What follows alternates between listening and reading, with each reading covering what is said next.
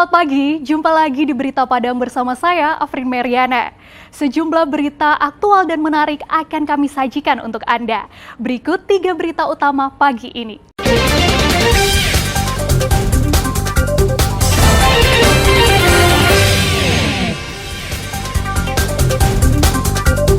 Sebuah minibus masuk ke kali di kawasan Air Tawar, Kota Padang.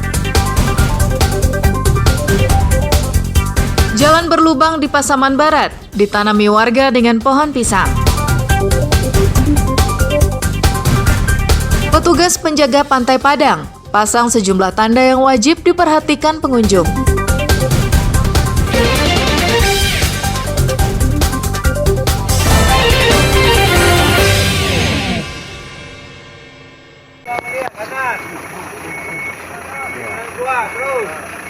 Sebuah minibus yang dikemudikan Delvis Delian Putra, warga Bukit Tinggi, terjun ke kali di daerah Air Tawar, Kecamatan Padang Utara, Padang.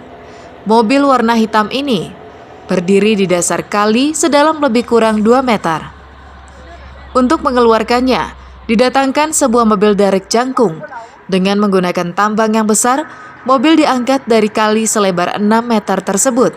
Tak butuh waktu lama, mobil malang ini berhasil dievakuasi. Menurut keterangan Babin Kamtibmas Air Tawar, pemilik mobil baru saja mengantarkan anaknya di Jalan Parkit Air Tawar dan hendak kembali ke Bukit Tinggi. Saat melewati jalan sempit ini, dalam suasana hujan deras, mobil terperosok. Diduga pengemudi tak bisa melihat jalan dengan jelas, serta kurang memahami kondisi daerah tersebut. Dari Bukit Tinggi, kebetulan baru kali ini memasuki Kota Padang, mengantar anaknya yang tinggal di Jalan Parkit. Jadi hendak pulang ke Bukit Tinggi, karena baru melewati jalan ini, pas kebetulan hari hujan lebat, tidak tahu kondisi jalan, akhirnya terperosok ke dalam bandar atau kali. Pengendara yang juga pemilik mobil selamat tanpa mengalami cedera. Hanya saja minibusnya harus masuk bengkel usai berenang di kali. Alfi melaporkan dari Padang.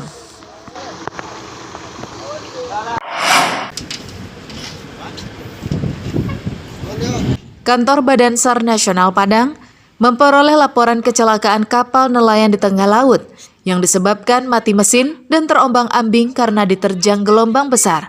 Petugas langsung mencarinya Sabtu malam pekan lalu. Namun pencarian tak berlangsung mulus karena kapal nelayan tak lagi bisa dihubungi. Suasana diperparah dengan cuaca yang buruk. Minggu pagi, pencarian dilanjutkan. Meski mendung dan gelombang tinggi, petugas tetap mencari kapal tersebut. Usaha tim SAR membuahkan hasil. Kapal dengan 4 orang anak buah kapal ini ditemukan terombang-ambing di kawasan dekat Pulau Gosong, pesisir selatan. Keempat anak buah kapal tersebut dalam kondisi sehat, tapi petugas kewalahan mengevakuasi kapal yang mati mesin ini. Tim akhirnya meminta bantuan kapal Bagan untuk menariknya ke pantai Suranti, pesisir selatan. Pagi tadi, perkiraan pukul 07.40, korban berhasil ditemukan oleh tim dalam keadaan selamat, dan saat ini korban sudah akan ditarik dengan kapal Bagan oleh rekan mereka sekitar 2 mil dari lokasi kapal tersebut, dan direncanakan terus akan dipantai oleh Ripika sampai nanti di tujuan. Setelah kapal berhasil dievakuasi, operasi SAR ditutup dan petugas kembali ke satuannya. Sejatinya, pada kondisi cuaca yang kerap tak bersahabat ini, nelayan harus memastikan kelaikan mesin kapalnya sebelum berlayar, agar tak mengalami gangguan di perjalanan. Alfi melaporkan dari Padang.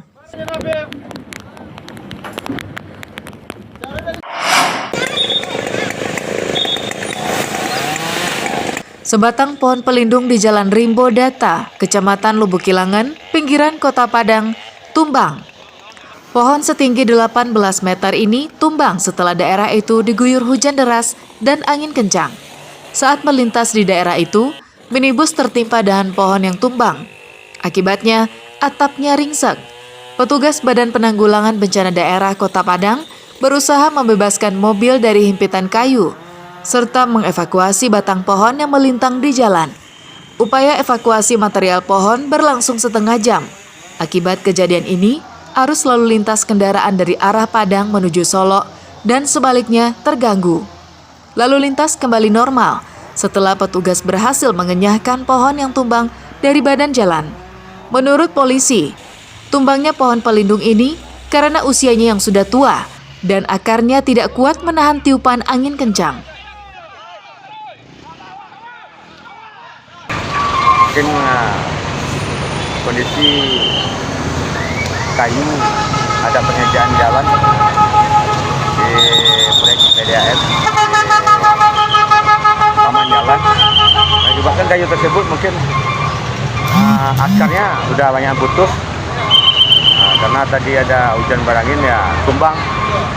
Tidak ada korban jiwa akibat peristiwa ini, namun pemilik mobil dipastikan menderita kerugian hingga jutaan rupiah. Pengumuman yang dikeluarkan BMKG Minangkabau hingga akhir minggu ini, Kota Padang akan diguyur hujan dan angin kencang. Bahkan, puncak musim hujan terjadi pada bulan November dan Desember. Alfi melaporkan dari Padang.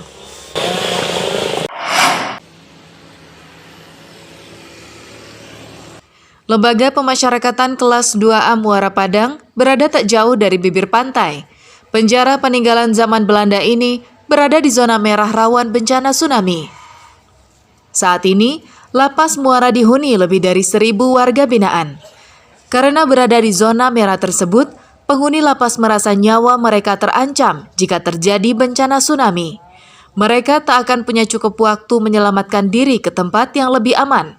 Apalagi kondisinya yang terkurung di dalam penjara, sehingga sulit untuk mengevakuasi mereka.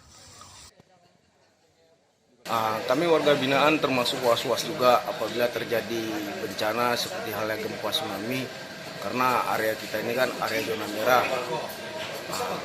Apalagi posisi LP Muara Padang ini dekat dengan laut, tidak jauh, dekat sekali. Lapas Muara Padang ini dipindahkan Pak, yang lebih tinggi Pak. Terus kalau bisa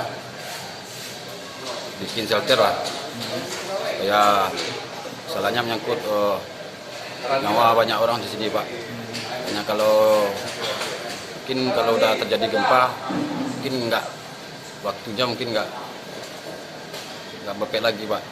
Sangat berharap kepada pemerintah terkait, terutama Pemko dan Kementerian Hukum dan HAM untuk segera mungkin dapat merelokasi lapas kelas 2 Muara Padang ini yang jauh dari jangkauan tsunami. Hal ini berhubungan dengan adanya prediksi tentang adanya gempa. Tak hanya warga binaan, ketakutan serupa juga dirasakan pegawai lapas. Mereka mengaku was-was setiap kali terjadi gempa. Para pekerja berharap lapas dibangun di lokasi yang lebih aman dan jauh dari bahaya tsunami. Untuk sementara waktu, mereka berharap pemerintah membangun shelter di lembaga pemasyarakatan untuk tempat menyelamatkan diri. Kami kalau bisa dibuatkan shelter, kalau belum bisa untuk relokasi, tapi untuk sebaiknya untuk keamanan kita bersama, karena warga di sini sudah lebih 1.000 orang Pak. Jadi kalau terjadi tsunami nantinya akan sangat disayangkan dan dimohonkan untuk segera dibuatkan relokasinya Pak. Sesuai dengan prediksi para ahli terkait adanya ancaman bencana gempa bumi dan tsunami yang di jalur Mega. Terus harapan kami ya untuk jangka panjang, sebenarnya Lapas Padang bisa segera kita pindahkan, dan ataupun itu nanti untuk jangka pendeknya minimal kita mendirikan shelter yang berada di dalam lokasi Lapas Padang. Selain berada di zona merah, lapas yang dibangun tahun 1911 ini juga mengalami kelebihan penghuni. Lapas yang mempunyai daya tampung 458 orang saat ini dihuni oleh 1.060 narapidana. Robiham melaporkan dari Padang.